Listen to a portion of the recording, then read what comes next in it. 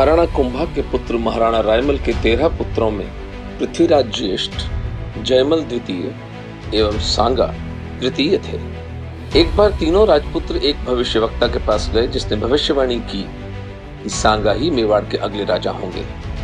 यह सुनकर पृथ्वीराज आपा खो बैठे और उन्होंने सांगा की दाईं आंख पर अपनी खड्ग की मूठ से वार किया, जिससे सांगा की एक आंख ही नष्ट हो गई। सांगा मेवाड़ छोड़कर अजमेर में एक अज्ञात गडरिये के रूप में रहने लगे। कालांतर में दोनों बड़े भाइयों की अकाल मृत्यु के बाद मेवाड़ के सामंतों ने सांगा को खोज निकाला। 1508 ईस्वी में सांगा का राज्याभिषेक हुआ। जीवन का प्रवाह कितना विचित्र है।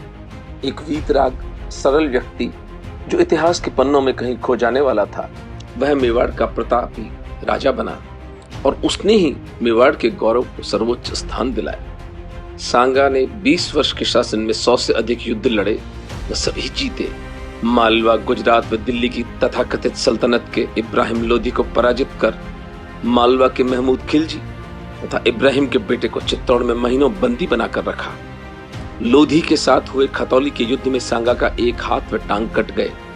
यूं इन महाराणा के शरीर पर 84 घाव थे। इन महाराणा के लिए भी यह सफेद झूठ भी फैलाया गया कि इसी लोधी को पराजित करने के लिए उन्होंने पत्र लिखकर बाबर को बुलावा दिया था। 1527 में चुगताई तुर्क हत्यारा बाबर भारत की छाती पर चढ़ आया। खानवा में सांगा व बाबर की सेनाओं के बीच तुमुल युद्ध हुआ। मुगलों की तोपों से सहस्रों हिंदू योद्धा मारे गए। फिर राजपूतों ने एक अविश्वसनीय कृत्य कर डाला।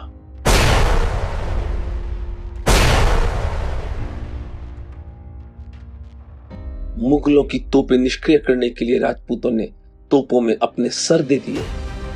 यूं अपने शरीरों के परखच्चे उड़वाकर, अपने सिरों के मोल चुकाकर खानवा का युद्ध जीता गया। पर इस देश के घटिया व आलसी इतिहासकारों ने खानवा को सांगा की हार बताया। 1528 में बाबर ने सांगा को विष देकर उनकी हत्या करवा दी। मृत्यु भी इन महाराणा का सामना केवल छल से ही कर सकी। सांगा की हत्या सिद्ध करती है कि हिंदुओं पर मुगलों की विजय शौर्य पर नहीं, कपट के बल पर अर्जित की गई थी। सांगा का जीवन प्रबल प्रमाण है कि कोई पराजय अंतिम नहीं होती, कोई परिस्थिति अजेय नहीं होती, कोई व्यवस्था स्थायी नहीं होती।